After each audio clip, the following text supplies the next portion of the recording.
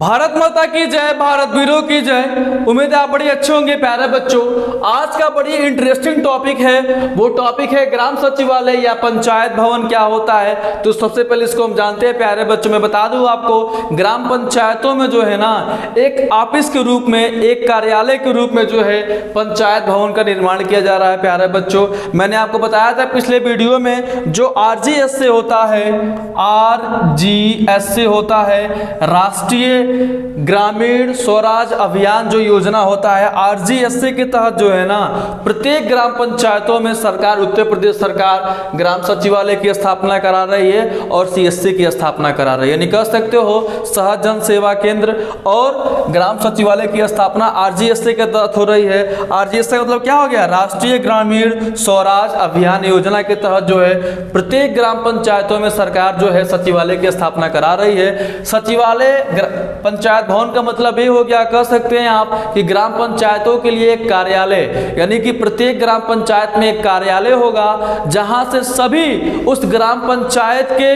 प्रशासनिक कार्य या गांव के विकास का कार्य का क्रियान्वयन उसी ऑफिस से होगा। उसका नाम रहेगा ग्राम सचिवालय पंचायत भवन। यहाँ पे अब पंचायत सहायक, सचिव, प्रधान सभी लोग बैठेंगे भी, ठीक है ना प्यारे बच्चों। अब देखो ध्यान से कि अगर बात करें बच्चों कि ये पंचायत भवन के बारे में, तो अभी तक मैं बता दूं आपको, अभी तक जो है, अभी जो रिसेंटली जो रिपोर्ट है अभी वर्तमान का, वो क्या है कि 47,000 जो है ना प्यारे बच्चों, 47,000 पंचायत भवन उत्तर प्रदेश में बन चुका है। बाकी जो सभी है वो निर्माणाधीन है, अभी बनना है। यानी कह सकते हो पूरे उत्तर प्रदेश में कितने हैं ग्राम पंचायत, तो आपको पता होगा 58,189 जो है प्यारे बच्चों, ये उत्तर प्रदेश में ग्राम पंचायतों की संख्या है प्यारे बच्चों, जिसमें से 47,000 पंचायत भवन बन चुके हैं। शेष अभी निर्माणाधीन में है, यानी शेष पे अभी जो है काम हो रहा है प्यारे बच्चों। अच्छा, अब देखो ध्यान से, मैं बता दूं आपसे कि जन सुविधा केंद्र क्या है, तो CSC होता है। CSC देखो, CSC का मतलब क्या हो गया? कॉमन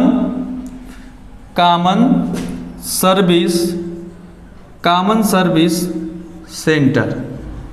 प्यारे बच्चों ये हो गया कॉमन सर्विस सेंटर, यानी जन सुविधा केंद्र, सहज जन सेवा केंद्र, जहां से हम सभी प्रकार के प्रमाण पत्र को बनवा सकते हैं, जैसे जात, आय, निवास, खसरा, खतौनी, सब चीज़ हमको CSC से मिलता है। तो प्यारे बच्चों RGS के तहत जो है सरकार जो क्या की है, अब प्रत्येक पंचायत भवनों में, यानी प्रत्येक ग्राम पंचायतों के जो कार्यालय, जो पंचायत भवन है, उसमें जो है CSC की स्थापना की जाएगी। वहाँ से गाँव की जनता को, ग्रामीण जनमानस को सभी सुविधा मिलेगी, यानी कि जात, आय, निवास, खसरा, खतौनी, बिजली बिल, सारा काम अब गांव से ही हो जाएगा।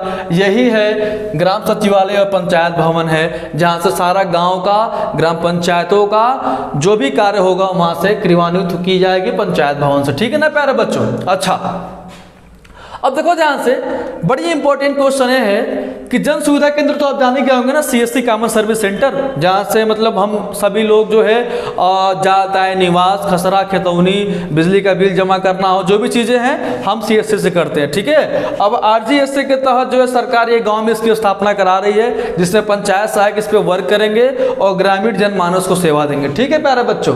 ये तो ग्राम सचिवालय, पंचायत भवन, जन सुविधा केंद्र के बारे में हो गया।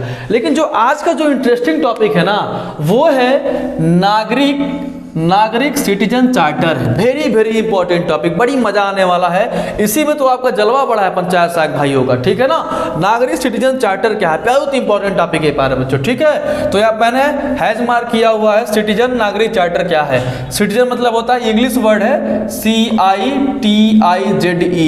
सिटीजन मतलब होता है नागरिक। नागरिक चार्टर क्या है प्यारे बच्चों, ठीक है। यहाँ पे एक इंडिकेशन दिया गया है कि सिटीजन चार्टर के अंतर्गत निम्न बिंदु सम्मिलित हैं। कौन कौन से प्यारे बच्चों?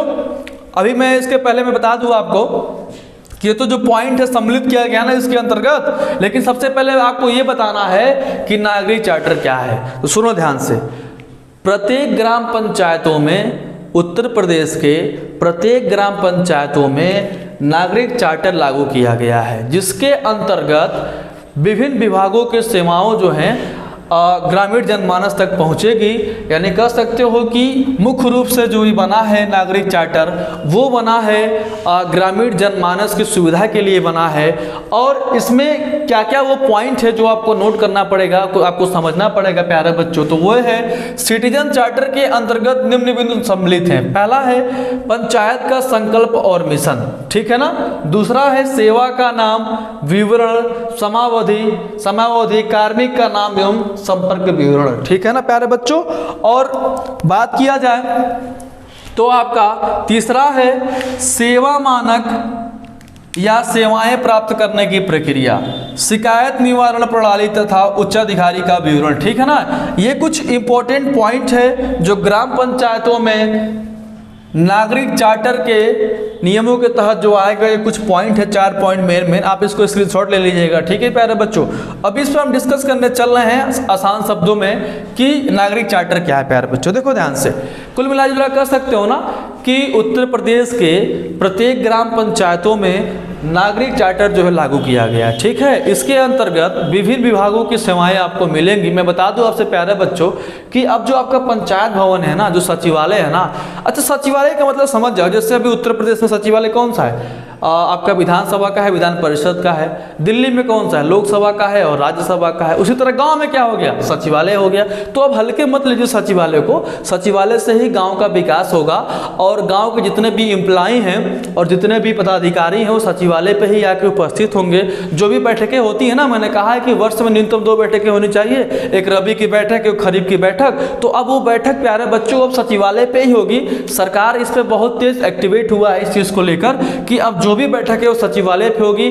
गांव का जो भी क्रियान्वयन है गांव के विकास को लेकर है और गांव का जो भी ऐसी प्रक्रिया जो गांव का विकास कर रहे हैं वो सभी चीज जो है कहाँ से होगी, ग्राम सचिवालय पंचायत भवन से होगी, ठीक है ना प्यारे बच्चों। अब देखो ध्यान से, अगर बात करें प्यारे बच्चों हम पंचायत हेल्पलाइन की व्यवस्था से संबंधित क्या है, ठीक है। पहली बात तो ये जानो कि ये नागरिक चार्टर क्या है। सिंपल भाषा में कह सकते हो कि नागरिक चार्टर का मतलब ये हो गया जो गांव के आम जनता है, जो ग्रामीण जनमानस है, उनको जो है सभी सेवाओं को जो है सुविधा पूर्वक मिले, कोई उनको दिक्कत ना हो, आसानी से उपलब्ध हो जाए, उनको इधर उधर भटकना ना पड़े, इसलिए जो है ये आपका नागरिक चार्टर लागू किया गया। ये है क्या, इसमें सबसे बड़ा रोल पंचायत सहायक भाइयों का है। क्या रोल है पंचायत सहायक भाई, सुनिएगा ध्यान से कि इसका रोल यह है ना कि पंचायती राज व्यवस्था अधिनियम से संबंधित जो भी नियम है, कार्यक्रम है, उसमें जो है क्या किया गया है कि पंचायत हेल्पलाइन की व्यवस्था से संबंधित कार्य किया गया है। यानी कि कह सकते हो कि पंचायत हेल्पलाइन की व्यवस्था लागू किया गया। क्या है व्यवस्था है प्यारे बच्चों, व्यवस्था वो है कि प्रत्येक सोमवार को, ध्यान से सुनिएगा, प्रत्येक सोमवार को प्रातः 11 बजे से 1 बजे तक सुनो ध्यान से। अब ये जो तुम्हारी बात हो रही है ना नागरिक चार्टर क्या है, सुनो ध्यान से। प्रत्येक सोमवार को प्रातः 11 बजे से 1 बजे तक, यानी 11 से 12 या 12 से 1, ठीक है ना, 11 से 12 12 से 1 यानी कि 2 घंटा क्या होगा, प्रदेश स्तर पे, जिला स्तर पे जो भी विभागीय अधिकारी हैं वो अपने कार्यालय के दूरभाष पे बैठे होंगे और आपसे वो टेलीफोन से वार्ता भी करेंगे अगर किसी को कोई समस्या है तो ग्रामीण जनमानस को। तो प्यारे बच्चों, अब ग्राम सचिवालय पंचायत भवन में जाहिर सी बात है आप ही रहेंगे पंचायत सहायक, आप ही सर्वे सर्वा है उसका, ठीक। अभी मैं आपका लास्ट में भूमिका बताऊंगा, अधिकार बताऊंगा, लेकिन मुख्य रूप से तो आप ही को रहना है, ठीक है ना।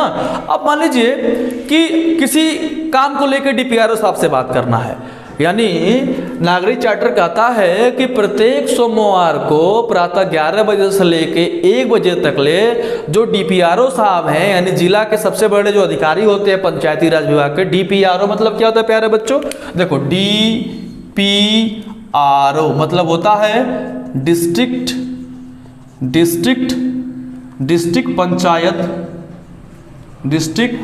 पंचायत राज ऑफिसर, ठीक है ना, डिस्ट्रिक्ट पंचायत राज ऑफिसर यानी जिला पंचायत। तो डीपीआरओ डिस्ट्रिक्ट पंचायत राज ऑफिसर जिला स्तर पे सबसे बड़े अधिकारी डीपीआरओ साहब होते हैं प्यारे बच्चों, ठीक है ना। इनको भी जो है नागरिक चार्टर के तहत आप इनसे बात कर सकते हैं। प्रत्येक सोमवार को 11 बजे से लेके 1 बजे के बीच में जो है ये अपने कार्यालय के दूरभाष पे रहेंगे। आप ग्रामीण जनमानस की, आम जनता की मदद कर सकते हैं प्यारे बच्चों, और अपनी समस्या को इनको बता सकते हैं, समाधान उसका निकाल सकते हैं प्यारे बच्चों। यही रोल है नागरिक सिटीजन चार्टर का, ठीक है ना। अभी तो आपने जाना कि सचिवालय, पंचायत भवन क्या है, जन सुविधा केंद्र क्या है, नागरिक सिटीजन चार्टर क्या है, लेकिन मैं अंत में क्या बताता हूं, पंचायत सहायक की भूमिका इसमें क्या है, इसमें आपका अधिकार क्या है, इसमें आपका कुछ पावर है वो क्या है। तो प्यारे बच्चों सुनिएगा ध्यान से। पहला क्या है कि पंचायत भवन को या कह सकते हो ग्राम सचिवालय को जो है ना आपको नियमित रूप से खोलना है और बंद करना है। उसकी साफ सफाई आपको सुनिश्चित करना है प्यारे बच्चों, किसकी, पंचायत भवन की। दूसरा जो है प्यारे बच्चों, जो भी आपका पंचायत भवन में जो सामग्री है, जो उपकरण है, जो रिसोर्सेज हैं, जैसे कंप्यूटर है, इन्वर्टर है, डबल बैटरी है, सीसीटीवी कैमरा है, कुर्सी है, मेज है, आप सभी लोगों को मिलकर उसको सुरक्षित रखना है प्यारे बच्चों। उसका साफ सफाई भी करना है, सुरक्षित व्यवस्था बना के रखना है, ठीक है ना प्यारे बच्चों। अच्छा, अगला क्या आपका अधिकार है, अगर मान लीजिए आम जनता जो है गाँव कि आपकी ग्रामीण जनमानस आपसे किसी योजना के बारे में पूछ रही है, तो आपका पूरा फर्ज बनता है उसको उस योजना के बारे में पूरी जानकारी सही रूप में देना, ताकि उसका काम आसानी से और सुविधा पूर्वक हो जाए, उसे कोई परेशानी न हो प्यारे बच्चों, ठीक है ना। अब अगला आपका अधिकार क्या, भूमिका क्या है कि जो नागरिक चार्टर जो है, जो नागरिक चार्टर का जो क्रियान्वयन है, वो निगरानी है, उसमें आपको प्रधान और सचिव महोदय को आपको जो है मदद करना है, सहयोग करना है प्यारे बच्चों, ठीक है ना। गांव में अगर किसी प्रकार का सर्वे हो रहा है तो उसमें भी आपको प्रधान और सचिव का क्या करना है, आपको सहयोग करना है। ग्रामीण जनमानस के लिए, गांव की जनता के लिए जो भी उनकी प्रमाण पत्र जो होते हैं, उनके प्रमाण पत्र होते हैं, जैसे कि जात, आय, निवास, खसरा, खेतौनी आपको ही देना है, परिवार रजिस्टर नकल आपको ही बना के देना है प्यारे बच्चों। अच्छा, अब देखो पंचायत भवन से क्या होगा कि जो भी बिजली का बिल है, फोन का बिल है, पानी का बिल है, वहां से भुगतान हो जाएगा। तो जनता के लिए कहीं ना कहीं बहुत बढ़िया भी हो गया है कि कहीं उनको किराया देके कहीं जाना नहीं पड़ेगा, अपने गांव में पैदल चल के सचिवालय पे पहुंच के अपना सारा काम करवा लेंगे। इसमें क्या है कि करप्शन नहीं रहेगा, कोई भ्रष्टाचार नहीं रहेगा, और इसमें कोई ब्रोकर दलाली भी नहीं कर पाएगा। जनता जो है सरकार से डायरेक्ट जुड़ जाएगी पंचायत भवन से, ठीक है ना प्यारे बच्चों। यानी कह सकते हो कुल मिला जुला के ये गांव को स्मार्ट बनाने की प्रक्रिया है, जिसमें आप असली हीरो हैं, सारे चीज आपके हाथ में है। आप चाहेंगे तो अपने गांव को एक स्मार्ट गांव बना देंगे और सम्मानित करवा देंगे। वो आपके ऊपर है कि आपकी क्षमता कितनी है, आप कितना सोच सकते हैं, आपका डेडिकेशन कितना है गांव के प्रति, ठीक है ना। अब देखो ध्यान से प्यारे बच्चों, मैंने तो आपका कुछ भूमिका मैंने बता दिया, भूमिका यही जो मेन भूमिका है। और मान लीजिए जैसे कि कोई भी योजना आ गया तो आपको गांव में बताना पड़ेगा, जनता आपसे कोई पूछ ली, तो मुख्य रूप से यही आपका भूमिका है, यही आपका अधिकार है। क्या है कि पंचायत भवन को नियमित रूप से खोलना, बंद करना, उनका साफ सफाई पे विशेष ध्यान सुनिश्चित करवाना है, ठीक है ना। और जो भी उसकी सामग्री है, रिसोर्सेज है, उपकरण है, उनको सुरक्षित रखना, ठीक है ना। निगरानी, ये नागरिक चार्टर में जो है इसकी क्रियान्वयन और निगरानी में जो है प्रधान सचिव की मदद करना, गांव में किसी प्रकार की सर्वे में आपको हेल्प करना है, गांव की जनता को अगर किसी प्रकार का प्रमाण पत्र चाहिए वो आप ही को देना है, सभी योजना के बारे में आप ही को बताना है। बार बार कहते हैं कि you are a real hero of your village. एक लगन और मेहनत के साथ अपने गाँव पे लग जाइए, गाँव का विकास करिए। देश का विकास तभी होगा जब गाँव का विकास होगा, क्योंकि भारत की अधिकांश जनसंख्या गाँव में रहती है। अब उसके नायक हीरो आप हो चुके हैं। आपको अपने गांव को स्मार्ट बनाना है। अगर वाकई में मेरा वीडियो आपको अच्छा लगा होगा तो इसको शेयर करिएगा और सब्सक्राइब जरूर कर लीजिए। आप लोग सब्सक्राइब नहीं करते हैं तो आपसे रिक्वेस्ट है कि सब्सक्राइब कर लीजिएगा, ठीक है ना। तो मिलते हैं अगले एपिसोड में। Thank you so much.